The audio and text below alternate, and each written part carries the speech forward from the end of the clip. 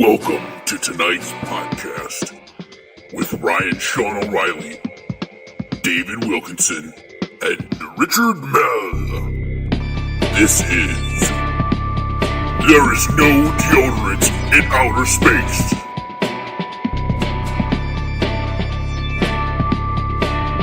Now, let's begin. Good morning, good evening, good afternoon. Welcome back to There Is No Deodorant in Outer Space. I'm Ryan O'Reilly. With me tonight, as always, is David Wilkinson, a.k.a. Wilk. Hello. Joining us once again in his new position as co-host, or actually new position from last episode, but Richard Mell. Howdy. Okay. And we have a special guest tonight, joining us all the way from Michigan, which is, I guess, irrelevant to people listening on the internet. Mr. Wilkinson, Bob Wilkinson, Dave's father. Hello. All right, welcome aboard. We're glad to have you, and hopefully you can tell us some embarrassing stories about Dave. Well, I could, but he is a little bit bigger than I am, so I have to be judicious. Okay. This is going to be fun. But I'm glad to be here, and especially since Robert Heinlein was probably my favorite author growing up, along with Edgar Rice Burroughs. Oh, excellent. Yeah, well, and we just reviewed Burroughs for A Princess of Mars. Yes. Well, you want to tell us a little bit about yourself, and I guess you kind of indicated your background with science fiction, but if you want to embellish on that at all, just a little bit. Okay, I had a hemophiliac type, or was diagnosed as having a disease when I was a young teenager. Didn't participate much in sports, and I did a lot of reading. And science fiction was by far my favorite. I grew up in a small town in Connecticut and read every science fiction book in the library. Then moved to Saginaw, where my mother's family was, and continued that practice.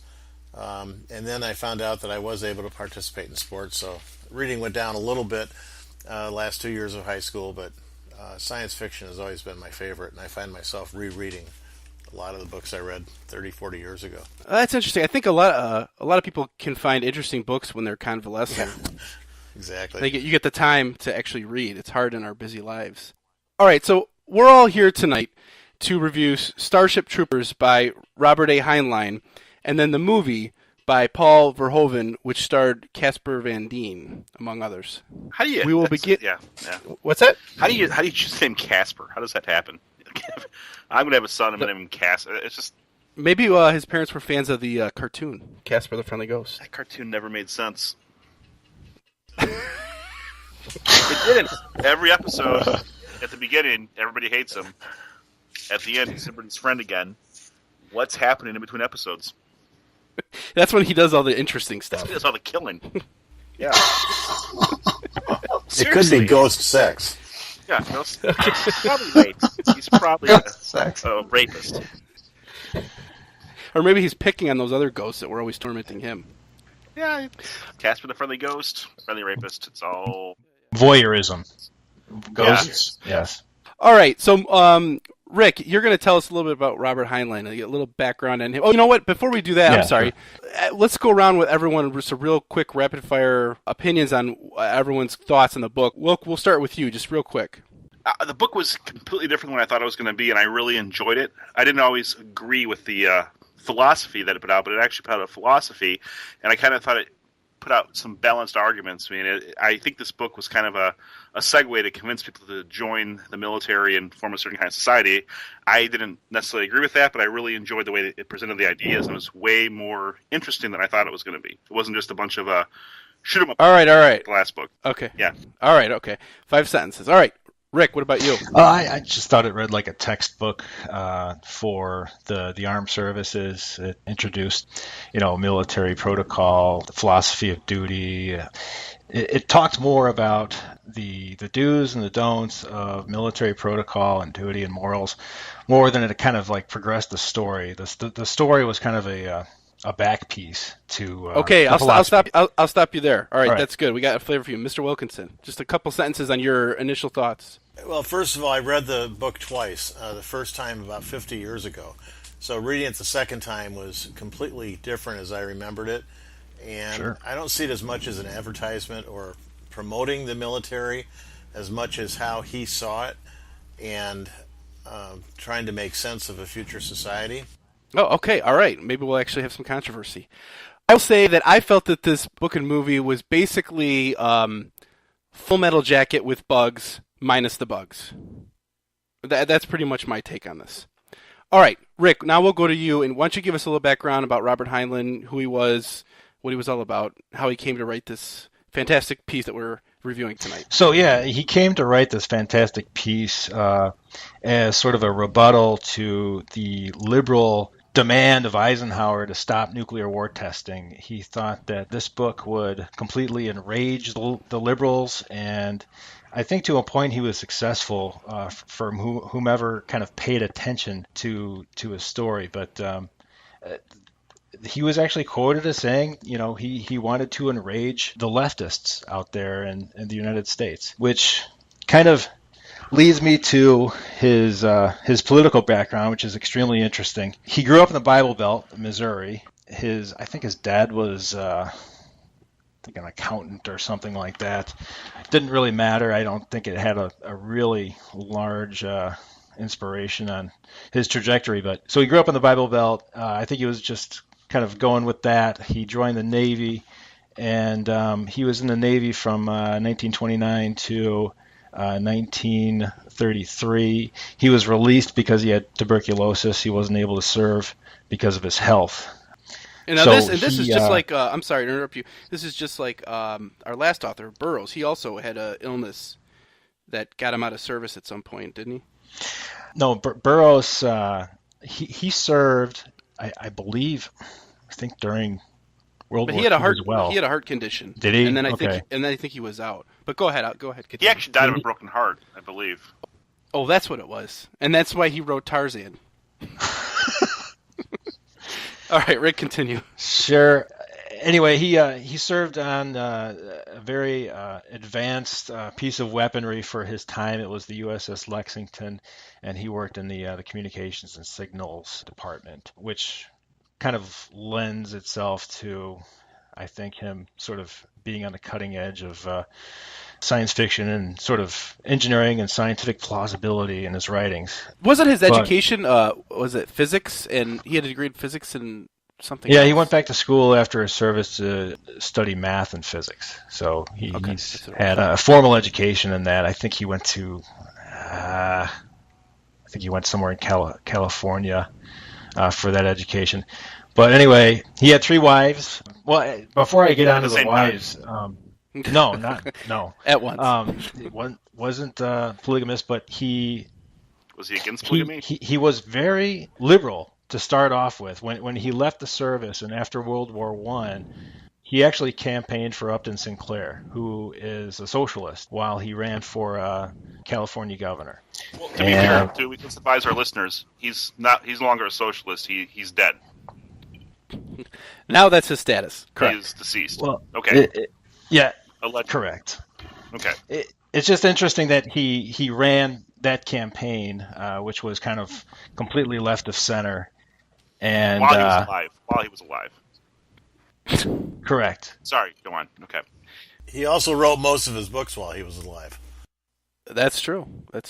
Now, I saw in his politics, he actually tried to form like a group called the Patrick Henry League, and my understanding was that there was a kind of a movement against nuclear weapons testing, which he didn't agree with, and part of the reason he formed this group was to influence politics to be for pro-nuclear weapons testing.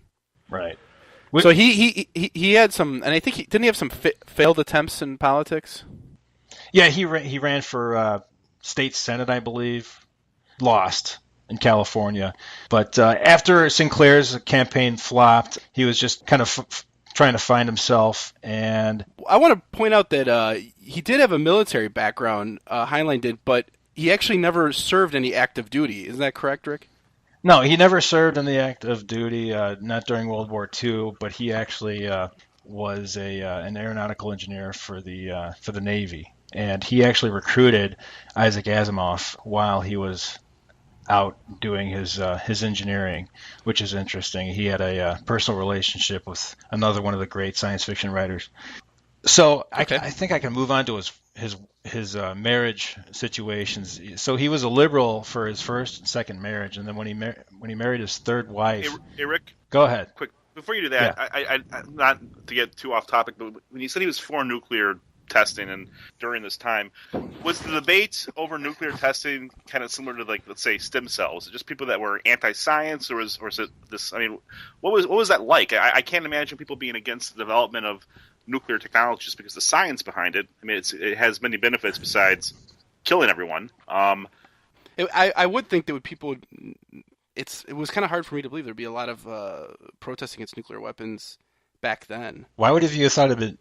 Why? I mean, these devices are completely destructive. I mean, they affected everybody who was around them during the tests, and they were dropping like flies afterwards. I mean, I can't understand why anyone would not be afraid of these things and call for the complete end of it. Because I would think that I can answer that because not everyone's a giant pussy. I see. Well, Okay. I would think after the World Wars, when they used it, I mean, they understand it was devastating, but I mean, it decided a war. Yeah, I think that corner the market on that. I mean, it's just practicality. Yeah. You let the genie out of the bottle. You at least want to create a cage for them to keep them in, because if you're not researching this, someone else is going to, and other people have. I mean, I'm not saying you should use them, although we should use them more. But yeah, I think the research, you have to research it instead of the science behind it, and wipe out. But I would just think, like, historically, right after the success of a nuclear bomb after the war, that people would not be against it. I would think it would take time and perspective to be more against it. I don't know. That's just my thought. But you've always had pacifists. That's and this true. is like a pacifist's worst nightmare. That's true. All right, Rick, you were talking about his marriages, and my understanding that some of the controversy with Heinlein is early on in his career he wrote very more juvenile literature, and then as he got older, he actually got more into the adult markets. But one of the controversies with him is that I think in his third marriage at least, or maybe all along, he had like an open marriage situation, and he was also a practicing nudist. That could very well be. Didn't really pick up on that. Do you want to kind of embellish that, or I didn't really look that up. Well, I wasn't there for any of it. Didn't really care about it. Internet, but Heinlein nude. Oh my God! Different nudist camps. Yeah, it's not that big of a deal. One thing that is very clear is in his later novels he wrote about free and open sex. Yeah. Very much. I mean, it was a major theme. Stranger in a Strange Land and The Moon is a Harsh Mistress or something like that. And my understanding is that the free love kind of hippie movement kind of grasped onto one of those books, and some people, it was really strongly associated with that. Stranger in a Strange Land. Okay, yeah. Okay. And actually, I read about his house. They made a point on his website to say that he put up a fence around his house because to keep the wackos from showing up at his house after he wrote that book, Strangers in a Strange Land, because very people he pandered to, yeah, they were like just showing up to his house like he was the Messiah. So he had to actually put a fence up. That's very similar to Eddie Vedder of Pearl Jam, who's written a number of songs, even an album around harassment by fans. The song "Not for You" off Vitology is really a song saying my life's not for you. So, by the way, I'm going to go see Pearl Jam in a few months. Pearl Jam. Nice. The other interesting thing is, maybe not so interesting, but I believe Heinlein designed his own house, and he first had a house in Colorado, which, ironically, he ended up building a bomb shelter there for it before NORAD put a missile headquarters there. You wonder if he knew they were going to be putting a missile headquarters there, and then thus making that area a possible target for many houses built in the 50s had bomb shelters, or people even added them on in that time period. So it's probably just coincidence. Yeah, I doubt if it had anything to do with NORAD. I think it was just a big movement because people were sure we were going to be blown away. And I think his house was a circular house. And if you go to his website, or actually the society that runs his website, HeinleinSociety.org, they got pictures of the house he designed and stuff that his wife had. And one last thing I'll add, he was a smoker. He died of emphysema, I believe.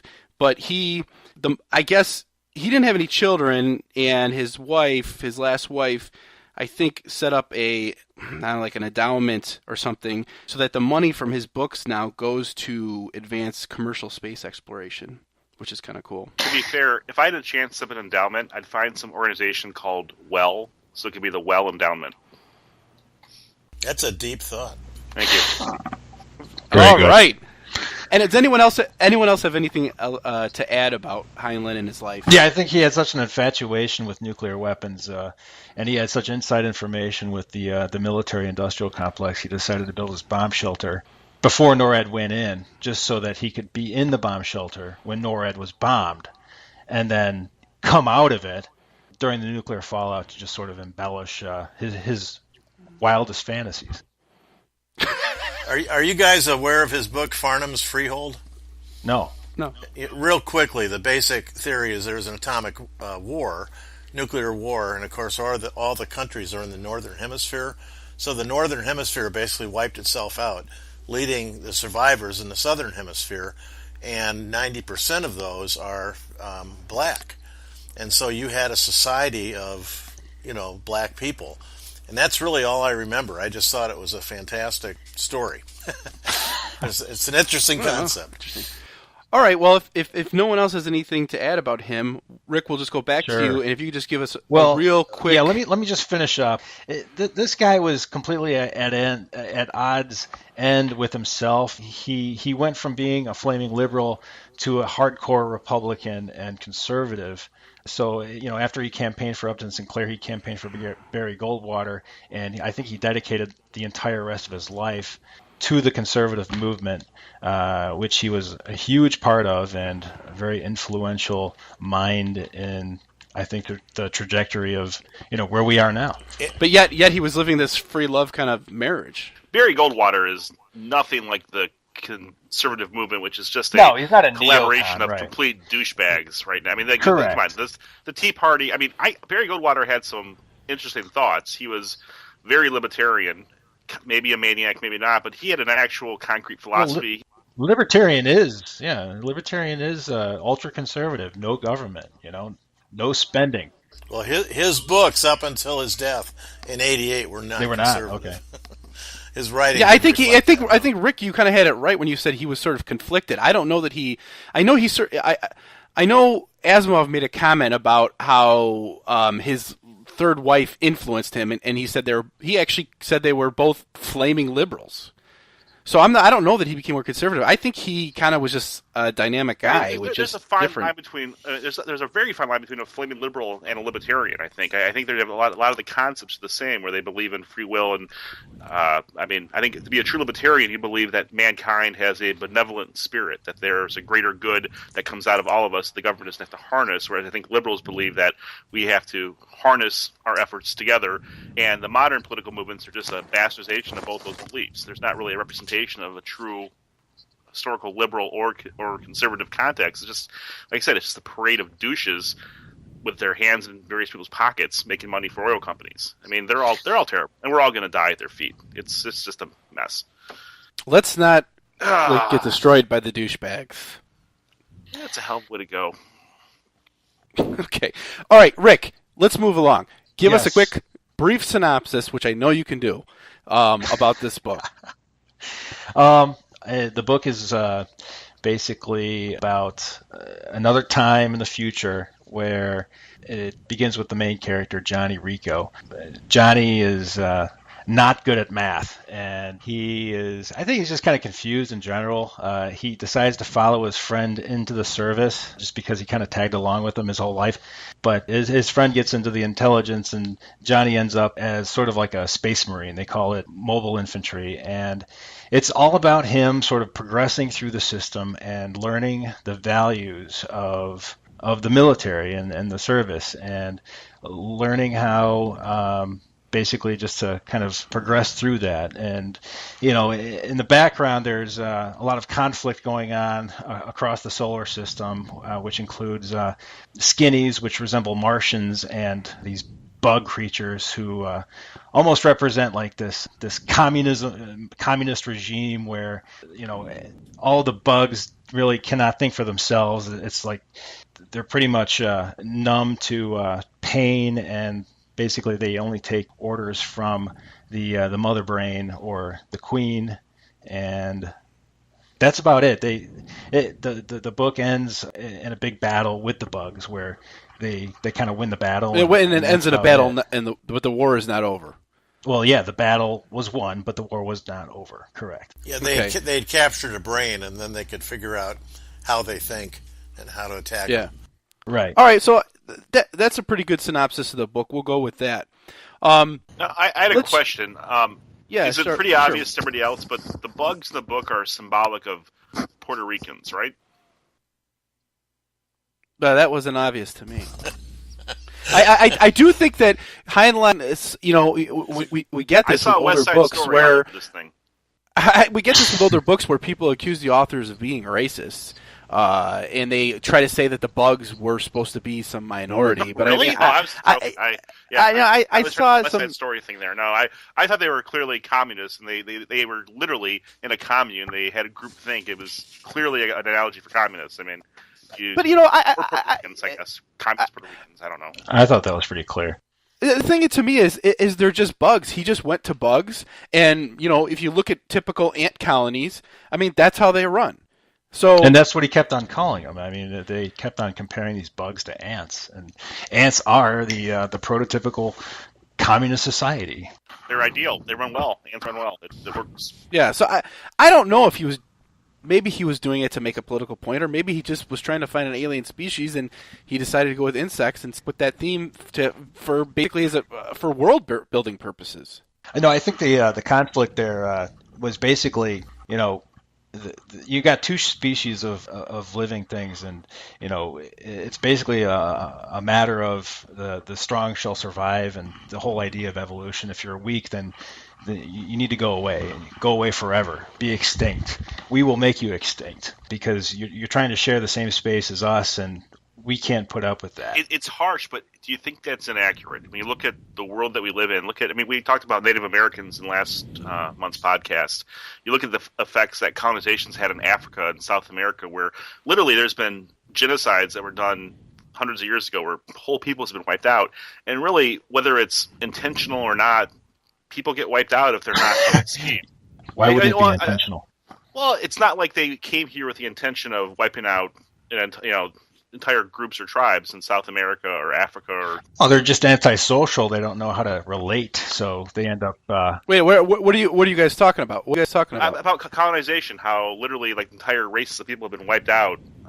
When Europe which is more advanced, went to different countries, and next thing you know, no Aztecs, no Mayas, no Incas.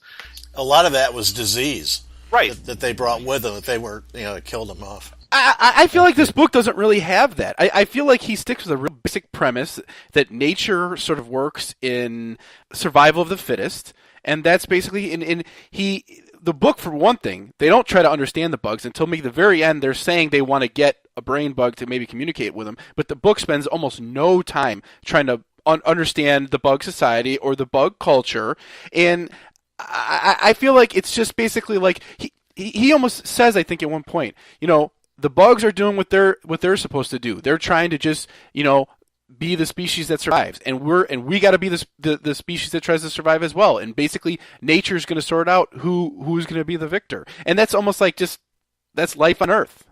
It's the viewpoint of the good soldier, though. There's different aspects of the human society that are doing intelligence. The first chapter has them throwing a bomb in that plays something in their language that panics them, like, you're all gonna die, in bug language. So clearly, we are trying to understand them. This guy's a grunt. He's a killing machine with a flying zoot suit. He's not trying to understand them. He's just there to kill. It's very Full Metal Jacket-esque. Like, you will not die. You will kill. That's his job, is to not die and to kill them. But that's my point. The book spends no time on it. We are trying to understand them as a whole. He's not. That's not his role. That's what we clearly are. There's whole segments of society that are trying to understand them. I get that, but and again, to me, it was a negative to me in the book. They didn't try to understand them until they went into that one battle and got wiped out, and they realized that the bugs were a lot smarter than they thought they were, because they went on appearances and didn't give them as much credit as they should have, even though they'd evolved space travel and that kind of thing. They never show any of the bug spaceships. I thought that. How do these bugs fly in spaceships? In the movie, though. In the movie. I mean, and the movie, they don't show it in the book either. But in the book, it's implied. They just mention it. The movie always kind of bothered me because I'm like, how do they literally wore bugs in the in the movie where like they didn't have spaceships or interplanetary travel, but I'm like, how the hell are they going to different planets in the movie? But like, I felt that there was an implication they had starships at least, and they had weapons. Can I provide an insight here? I mean, there is an implication. Through the movie, it was apparent that the bugs were able to control the orbital, physics of, pieces of rock, okay? And they would colonize these asteroids and wait for the rock to reach its destination. They would have pinpoint accuracy on where these rocks would go, and they were able to bomb Buenos Aires with these rocks. So, in the movie, that was kind of a cool part about the movie. Right. All right, but I mean, I guess, but that was a complaint of mine, is that and maybe that's just coming as a modern reader and misinterpreting what this book is about, but I would have liked to see more of this other culture and what their deal is. And then there's this mention of these other aliens, the skinnies, and Rick, you said they look like Martians, but I walked away from this book going, who the heck are the skinnies? Okay, I can explain that a ahead. little bit. First of all, it was said earlier this was the solar system. We're dealing with at least a galaxy here, because there is... Did I say solar system? I meant galaxy, yeah. sorry. Okay, yeah, because they go into faster than speed travel and all that kind of thing. That's true. And now I forgot where I was going with that. I was going to mention... the skinnies. The skinnies. Yeah. I think they're just another civilization. They're much more passive and not as developed, and not as big of a threat, but we learn to communicate with them much quicker. Yeah, but in the book, I don't think we ever meet one. We just hear about them. It's like... Yeah. And the other thing that I don't think should go unmentioned is Dave's term, the flying zoot suit. Hell, that's wonderful. That's well, you're talking about which is the fact that there's power armored suits in this book, and that's I think one of the draws, especially as a kid, maybe reading this, is that these modern soldiers, have this power armor that allows them to, I guess back to John Carter, to basically bounce. Long distances. They're goddamn Iron Man. Fly. I mean, they're like Iron Man. Yeah, Iron Man and was the thing. written in 1959. Yeah, I mean, this Iron Man completely ripped off the premise of the flying zoot suits because they have weaponry. They have like little rocket launchers in the back. I mean, I'm reading this. I'm like, oh, it's fucking Iron Man. I want to point out too. I am drinking a large bottle of Jim Beam in honor of Jim Rauch, who is no longer with us. So, that would explain a little bit. Yeah, it's gonna... Well, you should pour some on your floor, for spill out a little bit for him. That'll get the bugs. Yeah, it's fucking bugs. Oh. So he does develop the suits and the military stuff a lot, and it is cool to see the suits work in battle, to see how his Heinlein's ideas and how powered armored suits. I mean, even now people want power armored suits. I mean, the military and various companies are trying to develop these things, and I mean they're nowhere near getting this stuff, but it's a boyhood fascination and dream, and that was cool. Yeah, and unlike the movie, they're completely self-enclosed, even their faces, so that they're seeing things on screens inside the face mask. Like Google Glass. Cool. Yeah, and just to counteract Ryan, I mean, to look at our modern soldiers, though, look at a Please soldier. do. Yeah, no, like our soldiers in Iraq compared to our World War II soldiers, the extent of body armor and technology that's on the average soldier, they do have these more or less suits in terms of how they're hooked up. I mean, their vital signs get sent back to bases. They have cameras, look at their seeing. I mean, The modern soldiers remind me of the soldiers in Aliens, that James Cameron movie from the mid '80s. Where I mean, we're kind of at that point right now. I don't want to get too sidetracked, but we are kind of. I mean, we don't have the actual suits, but we have very well equipped soldiers compared to 50 years ago. I mean, it's an evolution, I think. Well, of course, our soldiers are well equipped, but no one's flying around in Iron Man suits. I mean, that's the bottom line. As far as you know. Yeah, Heinlein did a really good job describing, the suit's capability, the fact that it amplifies, your every movement, which would basically limit every suit wearer to sort of being extremely careful with everything that they do. The communications, biting once to talk to your platoon sergeant, biting twice to talk to the captain, biting 3 times. That was completely kind of just sort of ahead of its time, I think. But he didn't describe how soldiers were to relieve themselves, which kind of it let me down because you're comparing it to Dune. I'm comparing it to Dune. In Dune, they don't have to take their suits off. They basically just sort of recycle their bodily fluids. Well, so it's not a Dune podcast, man. He leaves it up to imagination. Okay, well, let me segue that into what I think this book does in spades is give a real full description of a soldier's military life. And this book is recommended, I think, by the Marines and the is it the Navy, the Army? I can't remember, but at least the two Air or three, Force, the Air Force, 2 or 3 branches of the military actually have this on their reading list. And the book is strong in that sense. I mean, it really does show things, and it's realistic. The protagonist's thoughts, his decision on why he wants to join the Army, how he sort of is reluctant at first and then comes around. He buys into the duty and honor and thing. The sadomasochism. And yeah. well, I mean, if you're against militarism, you're probably not going to like this book. But I mean, a lot of young guys growing up, they like soldiers, they like playing Army, and I think it totally caters to that. And it's really great for that. And I could see why this book is so lauded for that reason. On the flip side, I'll say it's a very insular book, and I wish there was more stuff going on outside. But I guess that just wasn't the point of it. Because the book, it opens up in a battle and these bugs, and then you basically have no more of that until the very, very end, and then you have a big battle, and then that's it.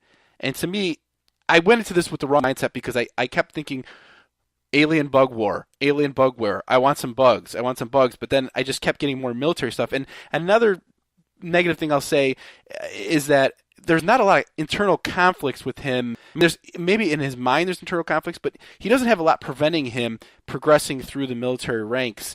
And so in that sense, it's not like a real... Yeah, he falls right in. There's no conflict there. It's just yeah. him complying and being complacent like a good tin soldier. And people dying ahead of him, which is a key part of promotion. Key part. Well, and that's what happened in wars. But what did you guys think about the fact that the book was really focused on that?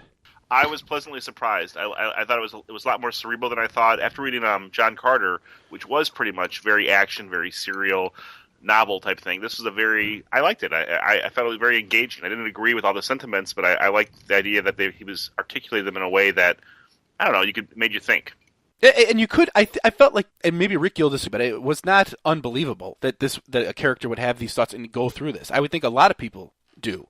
So to me, it didn't bother me. Well, anybody with a conscience would, but I mean, some people don't have a conscience. Some people just fall right in line, and that's what he did. But to me, I've seen it. I went to military school. I mean, some kids, they don't question anything. They just do it. And the fact that they do it better than the next guy makes them feel much more, great about themselves. So they play it to their own strengths. Well, and to be real clear, I want to be absolutely clear for everyone that's listening. I don't support the troops. I never have, because I think most of the soldiers that I've met are complete tools.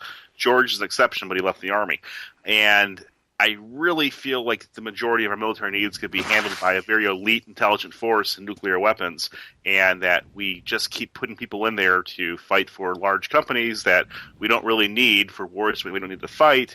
But who cares? They're poor. They're going to die. And most of them are these macho idiots that we call heroes. They aren't heroes. They're just country music fans that really doesn't matter if they win, lose, or die. Wow. So that being said, this guy, I didn't really like him or hate him. I just like the whole story overall. I like the aspect of watching how they get trained. Watching as an outsider, this future world. Yeah, I didn't really feel much for the hero, but I thought it was a really compelling story.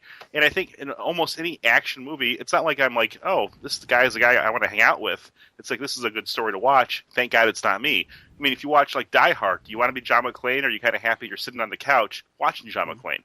That's how I feel about this guy. I think that this book is an argument against everything you said. It shows that the military could have me. But it shows that the military could have thoughtful people who, and the purpose of having duty and honor, and why people would want to be in the military, and is he really that how they feel about it. He's kind of a tool. I mean, he's a useful tool. Yeah, he but is. Very impressionable person. Yeah, but he goes through the motions in his head of why he's doing this and why it's important. Right.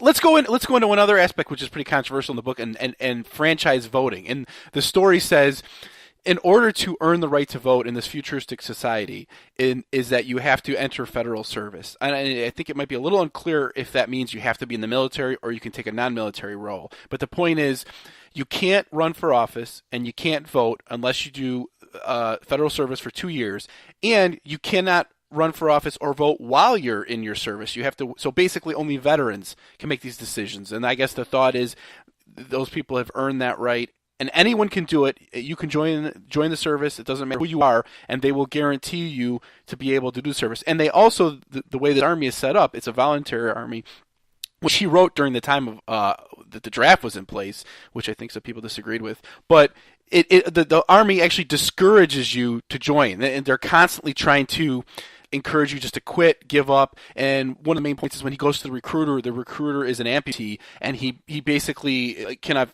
highlights his missing limbs and saying, you don't really want to do this. It's not for you, and this is what's bad about it, and that's what's bad about it.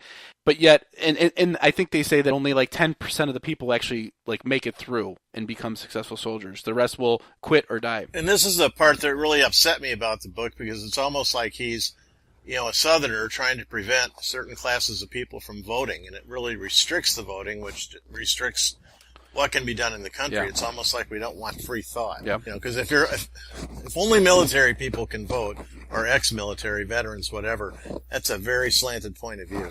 So the justification for allowing people to have the franchise after they served their term was because, they joined up with the premise of protecting their society. So they're taking responsibility for their communities. So when they get out of the service, they should be better fit to make those voting decisions because they care so much about their society. That was sort of the reason why they were given the franchise. But in reality, people, I think a lot of people, they join up for other reasons. I mean, they want to get the hell out of town. They don't have much of a future ahead of them. They're poor. This is why people actually join up. It has nothing to do with duty or society or anything like that. It's just kind of him kind of just sort of making up motives for most of the people who actually do enlist. Well, and also this system perpetuates the military.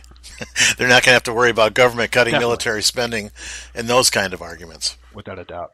Yeah, that's Well, true. and again, just play devil's advocate here, though. I think that in the book that a lot of people who are in federal service are not in the military. They're mailmen too. I mean, there's a large branch of federal service just that when you go in, you don't know if you're going to get put into combat roles or get put into like. Well, in this dipshit military, roles. though, Technicians. in this military, everyone in the military fights, including the chaplains and cooks. That's only the people at the battle in the MI. Roughnecks, yeah, right. Yeah, just the MI group is like that. But here's the thing: we can sit here and talk. Our system right now does not work. We have horrible people representing us, and that's because everybody gets to vote. I have a proposal. That's the reason? Yeah, that's part of the reason. Hey, you've certainly. I don't think so. Well, no. I mean, I'm talking to my ass here, but here's my idea: we change everything. And very very few people actually do vote. Right. So it's the illusion of choice because we all think we are, but we're not. There's a very certain. Well, there's certain illusion? segments of population that vote. They get driven out for the wrong reasons. It's a whole different topic. But here, every 5 years we have an election, national election for all houses, the presidency. 5 years. 5? Yeah, every 5 years, and then Is this your proposal? Is this my Wilk's proposal? Wilk's proposal. Oh, okay. Okay, but you rotate. Every 5 years, men vote. Next 5 years, women vote. That's it. So you got 10 years between genders. How much is left in that Jim Beam? Nah, just under half. Okay. Do you guys think that this book? Do you guys think this book oversimplifies and glorifies war? No, I Or mean not- it makes war no. look horrible. People are dying in training constantly. There's every chapter somebody dies. I'm like, oh shit! I did not want to go fight in a war. I did not want to join the military. I want to sit at home and play on my computer and spend time with my family. Fuck that. That's my take on the whole thing. I think it does glorify the system. It doesn't glorify war itself. It places service above everything else. I mean, hence the franchise being bestowed upon retired servicemen. But yeah, I'll pass it along to you, Ryan. Sorry. Well, and I had to look this up on the internet, but at the very end of the book, he spoke some kind of language, and I didn't know what the hell it was. And he's Tagalog. He's Filipino. Yeah. And he doesn't mention it until the very end of the book. It's just, Very interesting because I mean, in my mind, I'm picturing him as like some white privileged kid, like Charlie Sheen from Platoon, and he's a Filipino guy, which I think the author and my dad would probably point this out. He mentioned this to me earlier. I mean, he took gender roles and racial roles, and he kind of at the time he made everybody more equal than even they are right Yeah, now. he was playing affirmative action before people were actually playing it.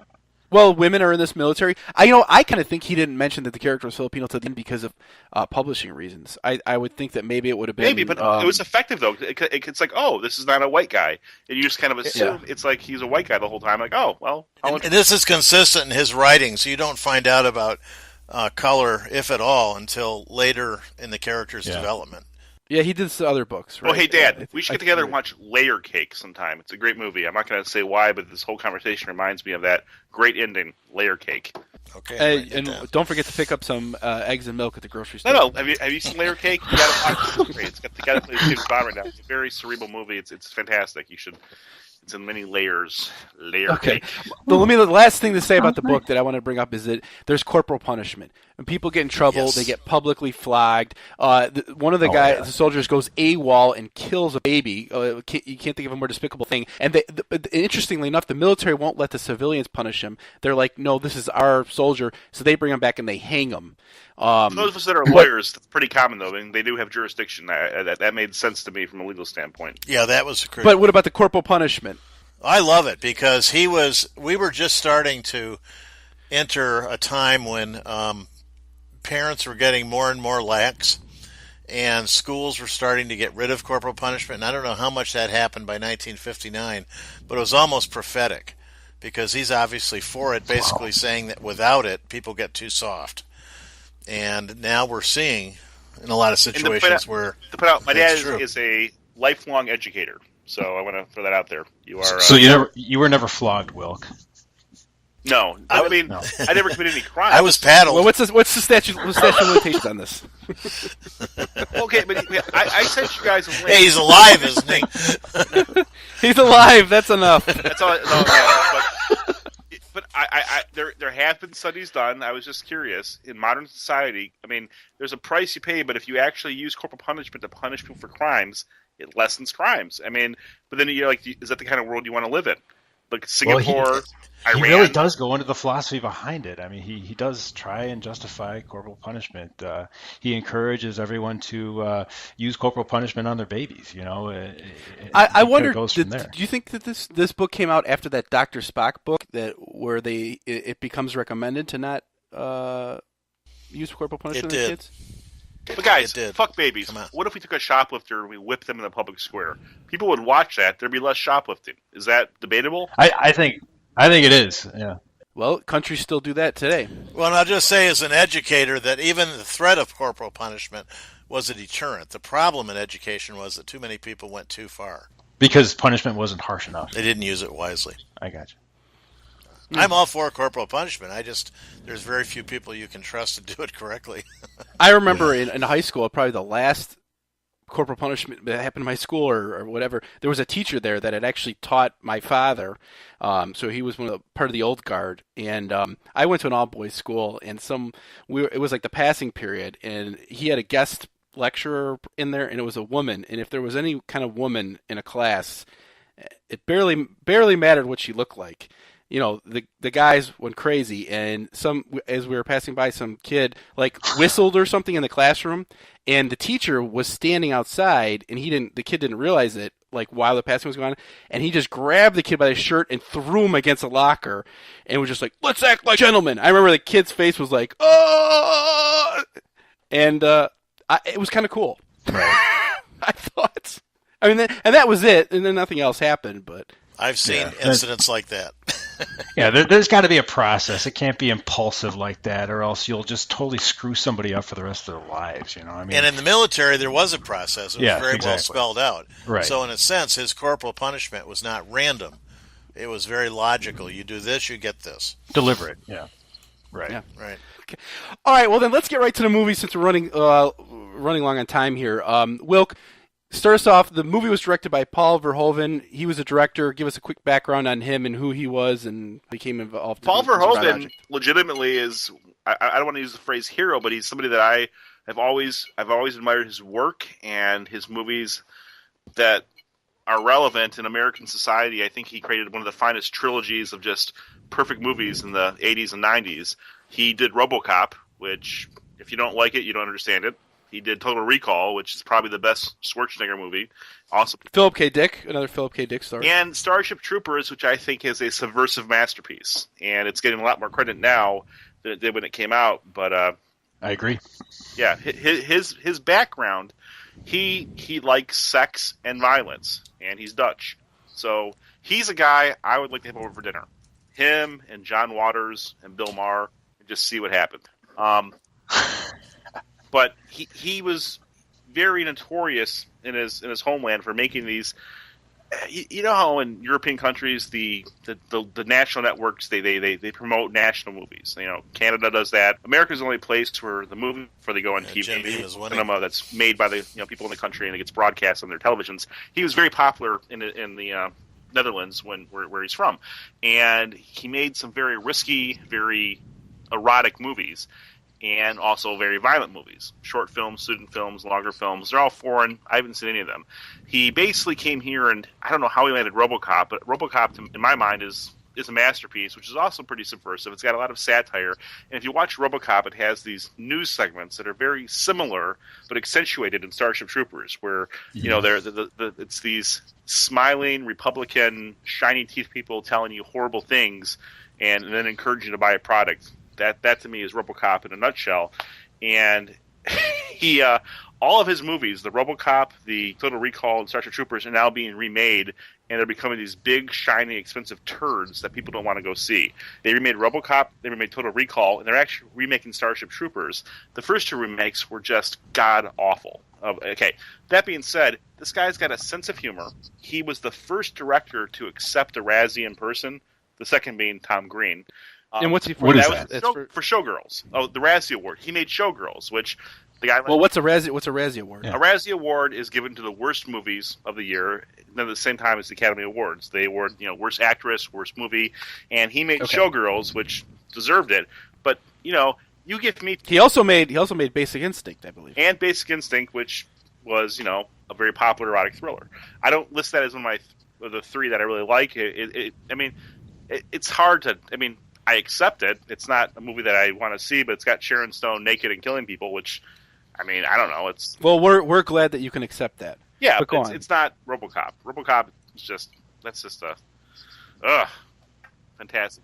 I saw that he grew up near The Hague, which was the German headquarters in the Netherlands, and he was like a child during World War II, and so he saw a lot of violence and dead bodies growing up. And briefly, Ryan, I'm going to let you do your thing, but he's 75 right now, and much like Heinlein, he studied math and physics at university. That's his background. So, and he's got a very strong, he's very self-aware. He's still making movies right now. He kind of petered out after Showgirls, and then he did Hollow Man, which he was kind of ashamed of. He felt like he was a hack for Hollow Man. And I don't know if you ever saw Hollow Man, but it had way more rape than you'd expect for a movie from a studio like that. It's like Kevin Bacon basically becomes invisible. First thing he does, rape chicks. Like, right away. Like, no hesitation. It's like, I'm invisible. Let's go rape someone. It's like instantly. And it just gets worse and darker from there. It's a I think, unintentionally disturbing movie to watch. It's like, I don't know, how would you become invisible? Well, I'd go rape someone. Really? That's a first thing he does. So, and then he starts killing women left and right, too. It's a dark. Okay. I am drinking too much. You guys take it away. I also noted that he saw War of the Worlds 10 times as a child, so that must have been influential. And the other thing I noticed that was interesting was he's a member of the Jesus Seminar, which I guess is some. What is that?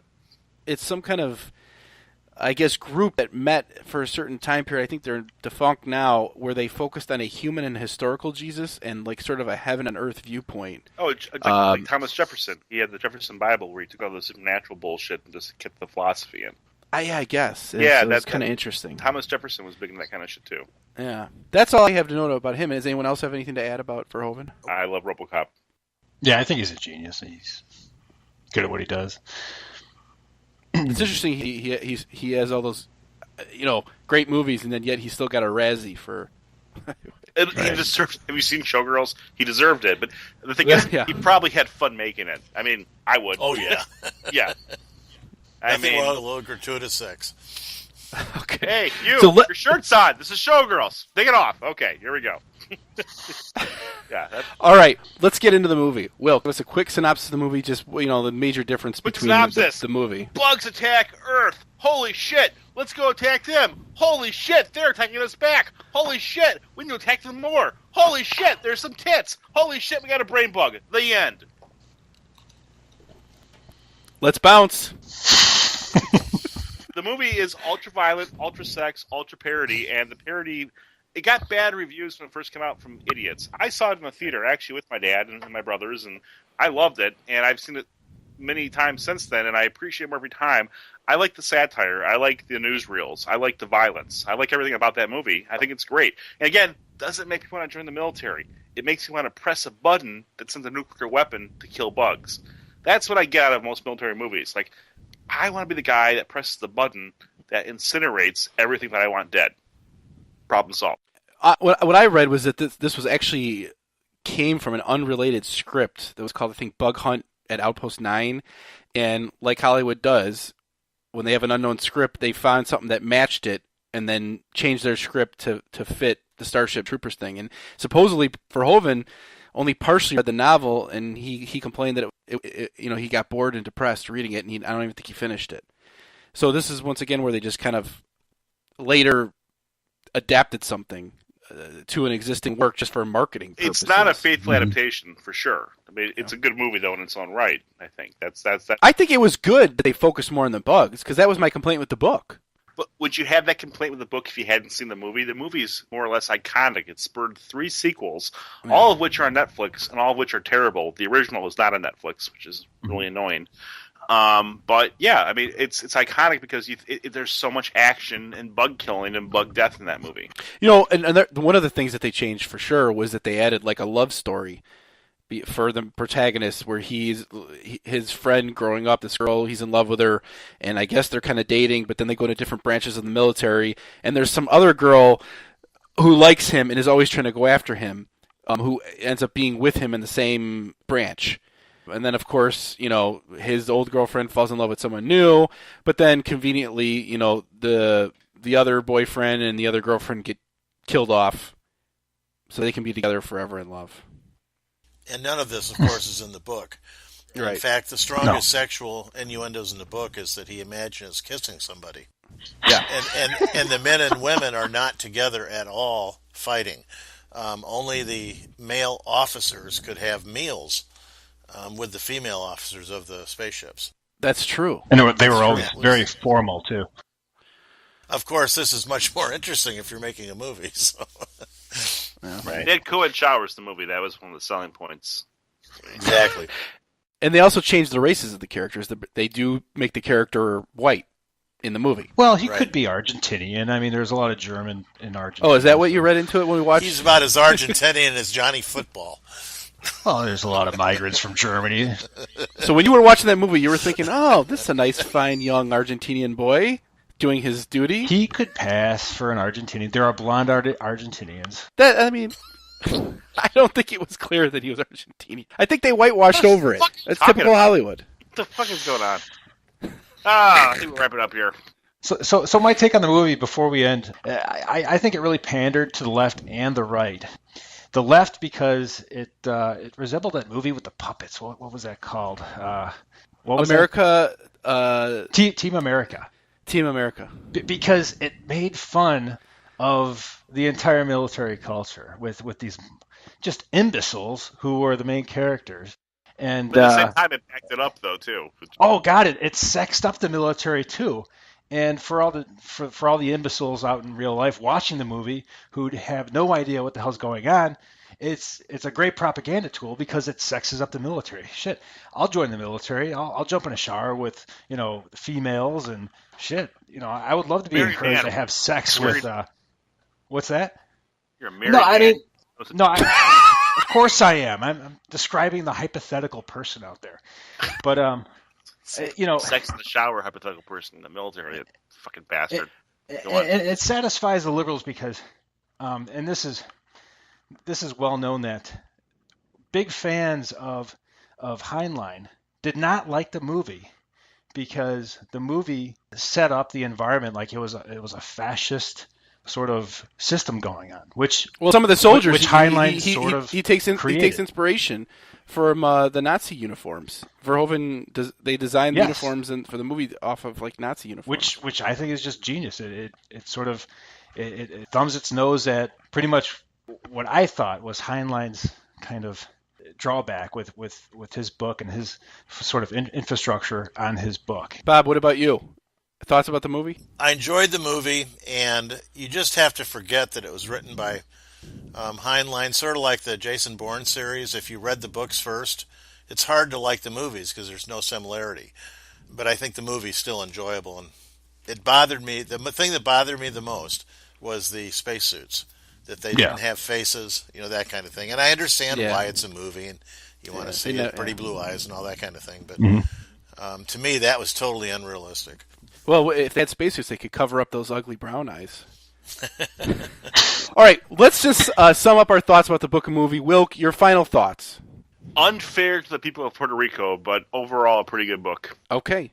All right, Rick? Well, I just thought they juxtaposed very well together.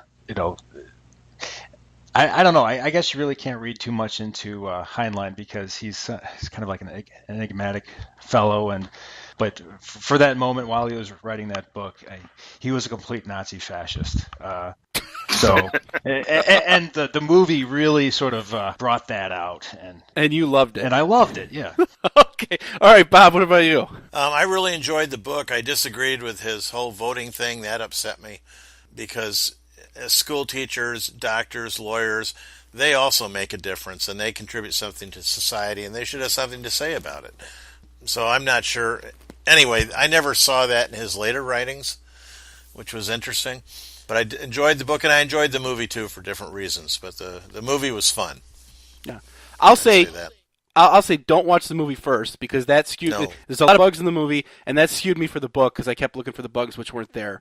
And I think the book is interesting. I think it would be better. It would have been a better read for me if I read it when I was younger. Oh my God, serious about that? So I will say that. And if you're looking for like a fantasy perspective or like to understand like these interesting other cultures, I mean, none of that's in there. It's really more about the mechanics of militarism and stuff like that. So I think the book is good. It's not awesome in my opinion, but there are parts of it that are pretty awesome, and the movie's really good. So that's what I'll say. Cool. Anyone else? Okay. All right. So thank you for listening to our podcast, everyone out there. We appreciate the support. And we encourage anyone to write reviews and give us ratings on iTunes or subscribe to us. I'm going to have another short story coming out. It's called Mildred. It's going to be a psychological suspense about a young girl who ends up moving into a house that was owned by a hoarder. Nice. Oh, cool. Sounds a little Stephen Kingish. Yeah, it's a psychological suspense. It should be interesting. Is it a novella or is it a... Yeah, it's like a novelette. So about 10,000 or so words. How many pages does that turn into? Less than 40. Oh, that's not bad. That's great. Okay, that's a good length. Yeah. Okay, so don't forget to tune in next month when we review the book The Savage Tales of Solomon Kane, written by the famous Robert E. Howard, and the movie Solomon Kane, directed by Michael Bassett and starring James Purfoy. If you guys want to know more about our show and read Wilk's interesting show notes, which are our summaries of the show, visit us at nodeodorant.com. And with that, good night, everyone. Good night. Good night. All right. Goodbye. All right. All right. For more information on this episode's subject matter, and to read our show notes and post your witty comments, visit us at nodeodorant.com. For more information on Ryan Sean O'Reilly and his various works of fiction, visit RyanSeanO'Reilly.com. For more information on David Wilkinson or Richard Mell, view their profiles at Goodreads.com. The theme music for this podcast was written and composed by John Doyle from the band I Decline.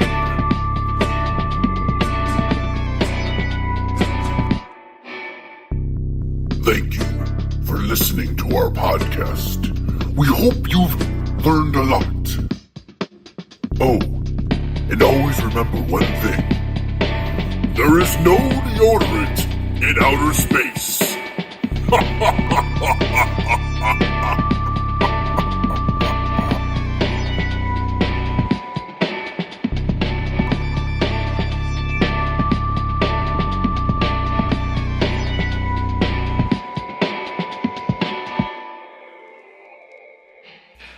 All right. Well, does everyone want just to sum up their thoughts on the book?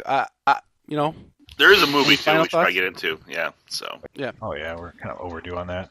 All right. Well, then let's skip our final thoughts on the book. And does anyone need to take a pee break, or Wilk, do you need more alcohol? Did you finish your bottle? No, I am hammered though. My wife is going to be very angry if this goes that much longer because I tend to drink for the whole podcast. We've been here for 55 minutes. So I will point out that no one ever encouraged or required that. well, I'm going to go get her. This is genetic, I have to admit.